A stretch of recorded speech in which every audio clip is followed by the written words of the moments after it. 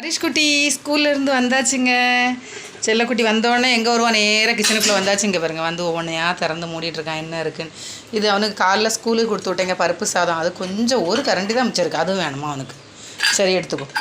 அப்புறம் காலையில் சேமியா கிளறணும், எல்லாம் ஒவ்வொரு இதுதாங்க இருக்குது, ஒவ்வொரு கை இருக்கும் அவ்வளோ. அப்புறம் நாங்கள் கல்யாண வீட்டுக்கு டைம் ஆயிடுச்சுன்னு எதுவுமே சாப்பிடவும் இல்லை, யாரும் இதில் அப்படியே ஓடிட்டோங்க.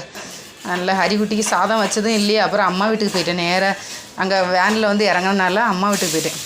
அப்புறம் அம்மா வீட்டிலேருந்து வரும்போது கொஞ்சம் தோசை மாவும் எடுத்துகிட்டு வந்துட்டேன். இங்கே பாருங்கள், ஹரிக்குட்டியை பாருங்கள், அதில் போடணுமா தோசை எடுத்து வச்சுருக்கேன். இங்கே பாருங்கள் எப்படி கமுத்துக்காம பாருங்கள். இது என்ன மக்கா வேலை பார்க்க, இது என்னது வேலை? இப்படி அம்மா அப்பா ஐயா இப்படி அப்போ கை வச்சு எடுத்து வச்சு சாப்பிடணும். இப்படி அப்படி கொட்டுறோன்னா சிந்திடும்ல, சிந்தில செய்ய இப்படி வச்சுக்கோ. அக்காள்கிட்ட ஊட்டி விட சொல்லு, அம்மா எடுத்துகிட்டு வரேன். நீ தோசையை சாப்பிட்டுட்டு அம்மா எல்லாம் எடுத்துகிட்டு வரேன். இப்போ அக்காள்கிட்ட ஊட்டி விட சொல்லு, பொடி வச்சுருக்கேன் அம்மா, அக்காள்கிட்ட ஊட்டி விட சொல்லு. போக மாட்டானா? அவனுக்கு இந்த சாதத்தை வச்சு கொடுத்தாதாங்க போவான், பார்த்தீங்களா?